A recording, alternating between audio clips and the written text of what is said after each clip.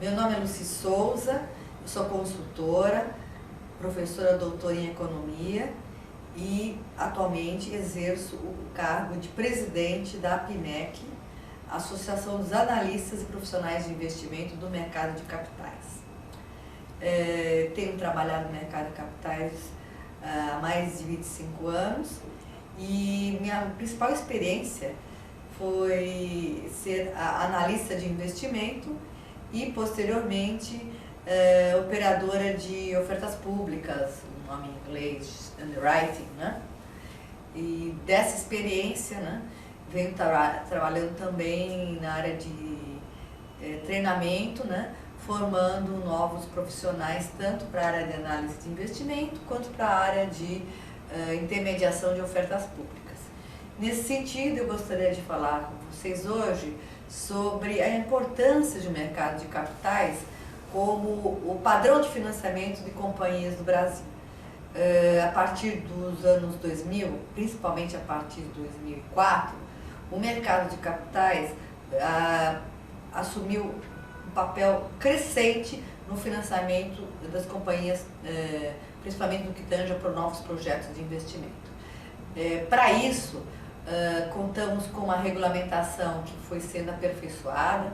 Nós tivemos uma modificação na Lei das Sociedades Anônimas em 2001, iniciativas de autorregulação, como queiram, por parte da Bolsa de Valores de São Paulo, né?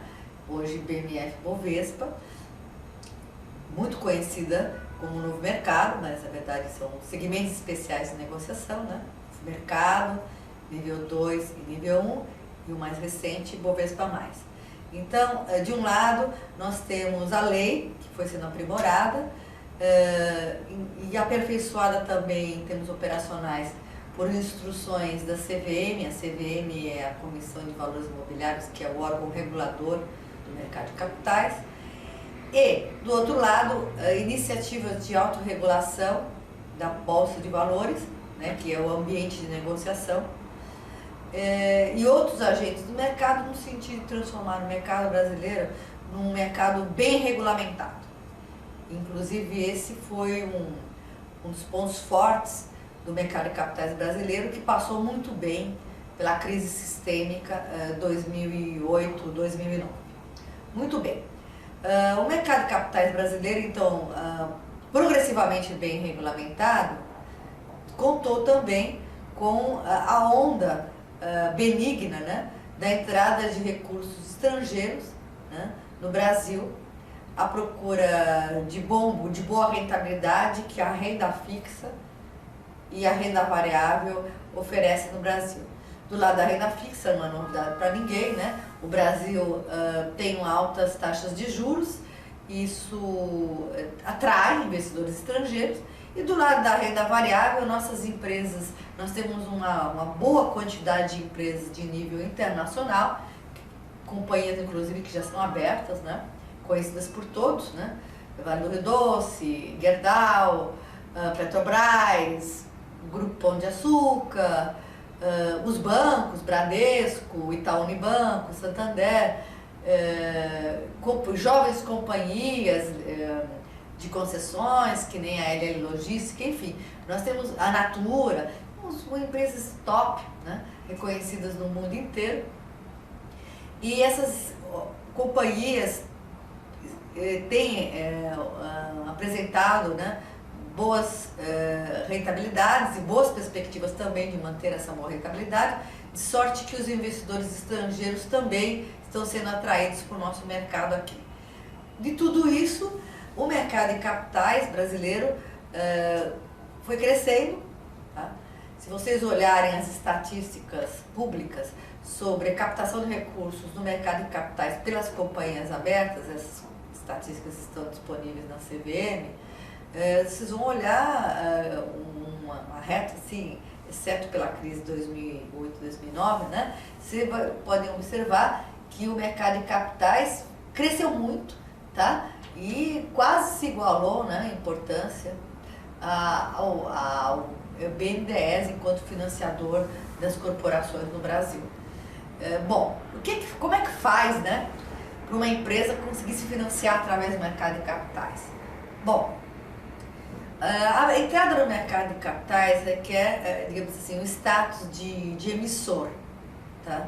Então, uma empresa, para se financiar através do mercado de capitais diretamente, tá? Ela tem que ser um emissor registrado na CVM. E, recentemente, nós tivemos uma nova instrução, que é a instrução CVM 480, que disciplina, né, de forma moderna, né, o emissor, né, o credenciamento, né, para uma companhia ter o status de emissor no mercado de capitais, ou seja, popularmente a gente chama isso de condição de ser uma companhia aberta, tá? Então, está lá disposto que o emissor pode ser do tipo A ou B. A é uma companhia que lança todos os valores mobiliários, ações, debêntures, notas promissórias, certificados de depósito. E o emissor tipo B é aquele que emite todos os valores imobiliários, ou seja, debêntures, notas promissórias, menos ações, tá? Então, o emissor tipo A é o emissor pleno, digamos assim, que pode emitir qualquer valor mobiliário. E esses valores mobiliários, então, são os ativos, né, do mercado de capitais que o investidor pode comprar. Muito bem, então, uma vez que a empresa cumpre todas as disposições da instrução 480, ela ganha um status, né, de companhia emissora. E com isso ela pode ir ao mercado, como a gente fala, lançar, né, fazer oferta pública e se financiar através do mercado de capitais. Agora, quanto que ela vai poder obter no mercado de capitais e qual é o tipo de ativo que ela vai lançar, isso vai depender do tamanho da companhia e do momento do mercado de capitais. Vamos pensar assim, se a bolsa está em baixa, se o mercado está com muitas indefinições, não seria conveniente uma empresa abrir o seu capital, né, virar emissora e lançar ações, porque o mercado está frio, né? Ou seja, não está querendo comprar ações, muito menos de novas companhias. Então, a companhia, se quer se financiar através do mercado de capitais, nesse momento de bolsa ruim, deveria pensar em lançar ativos de renda fixa, ou seja, debêntures, notas promissórias, que pagam juros, né? Nossa chamada renda fixa. Muito bem. Como é que faz para a empresa efetivamente lançar, fazer essa oferta pública? A empresa precisa de um intermediário financeiro, tá? Para fazer uma oferta pública é necessário ter um intermediário financeiro e a sua ideia de abertura de capital e de fazer uma oferta pública. E aí o intermediário financeiro, né, o banco ou a corretora, vão ouvir, né, as necessidades da companhia, vão ver se a empresa tem efetivamente perfil para ser um emissor ou uma companhia aberta de maneira mais popular, né? E esse perfil significa estar aberto, né, para fazer uma grande mudança cultural. Esse é um ponto inicial. Quer dizer, nem é tanto tamanho, claro que precisa ter um certo tamanho, eu vou falar sobre isso, mas a primeira coisa que o intermediário financeiro vai avaliar com a empresa que está pensando em abrir o capital é se os seus controladores, né, seus acionistas, estão preparados ou estão dispostos a se preparar para ser uma companhia aberta. Porque existem várias demandas, né, uma companhia aberta ou emissor, que uma companhia fechada não precisa cumprir. Para começar, é necessário que a gente na companhia monte um conselho de administração, ou seja, não é só ter a diretoria executiva, vai ser necessário ter um conselho de administração, ter um conselho fiscal. Esse conselho de administração, cada vez mais se requer dele boas práticas de transparência, requerido, o mercado requer que existam dentro desse conselho conselheiros independentes que não representem os interesses dos investidores, e sim do mercado como um todo. Então, a primeira coisa é montar essa mudança estatutária, né? É necessário designar um diretor que fale com o mercado, esse diretor é chamado diretor de relações com investidores, e depois praticar a relação com investidores. Isso acho que é a coisa mais complicada de uma companhia que é fechada. A empresa vai ter, obviamente, que fazer demonstrações financeiras da melhor qualidade, seguindo o padrão de contabilidade novo, que é o IFRS, padrão de contabilidade internacional.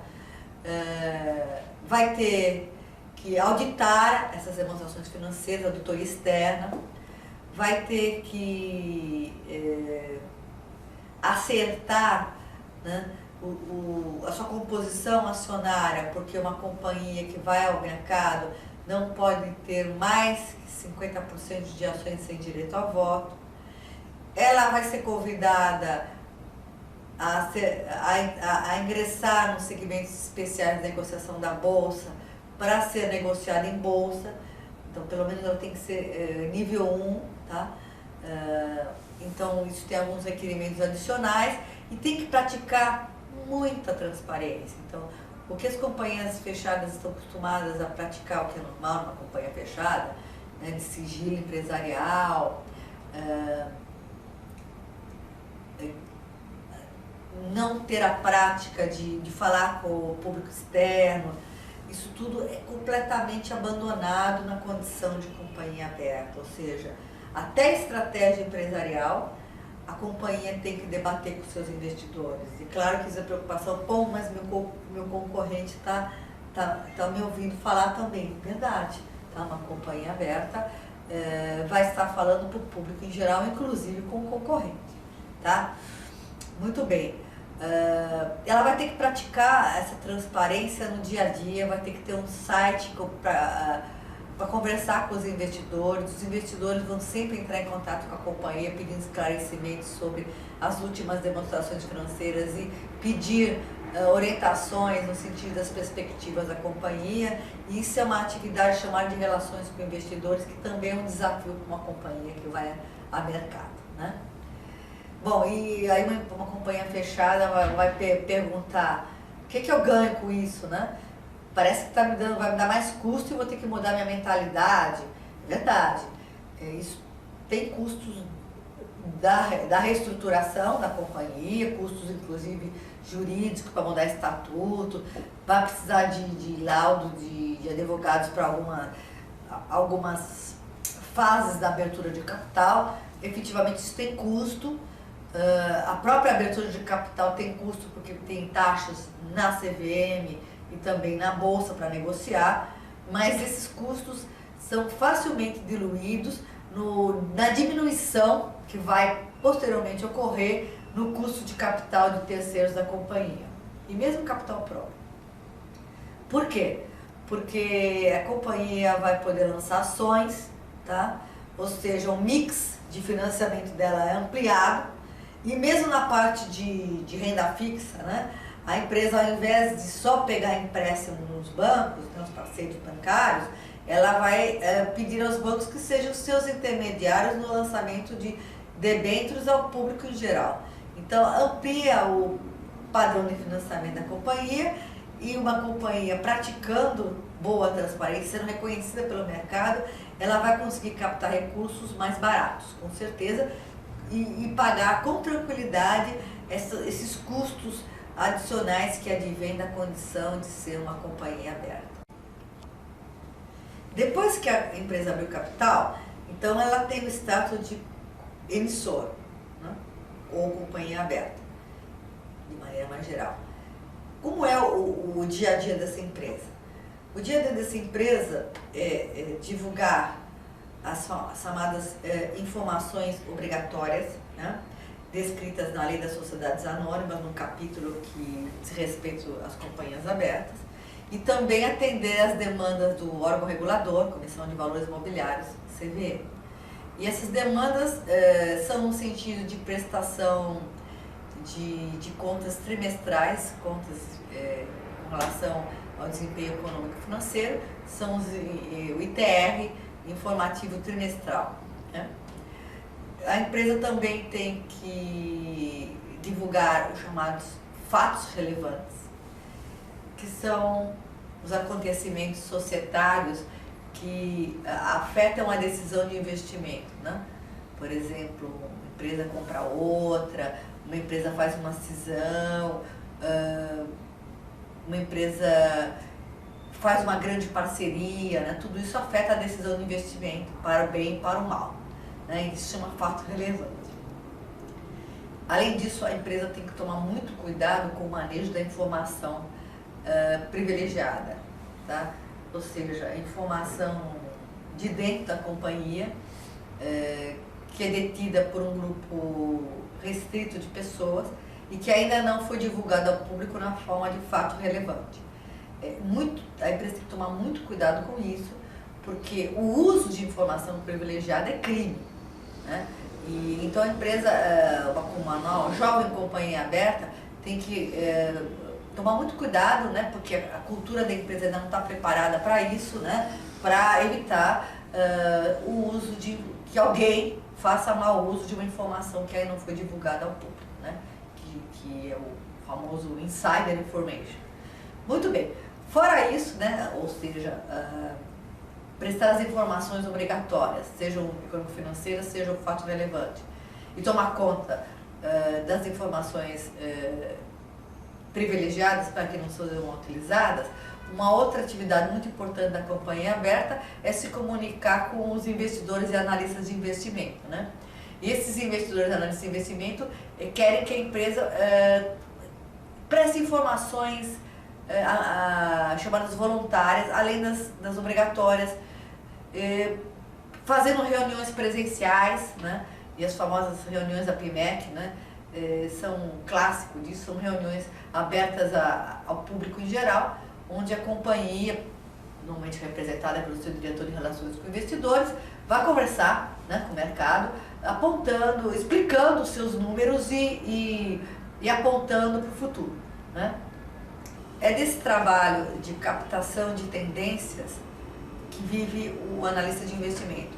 O analista de investimento é um participante do mercado, ele normalmente é um empregado de uma corretora ou de um banco de investimento, né, que vai analisando as companhias abertas, né, e vai soltando relatórios de análise, dando recomendações para os investidores.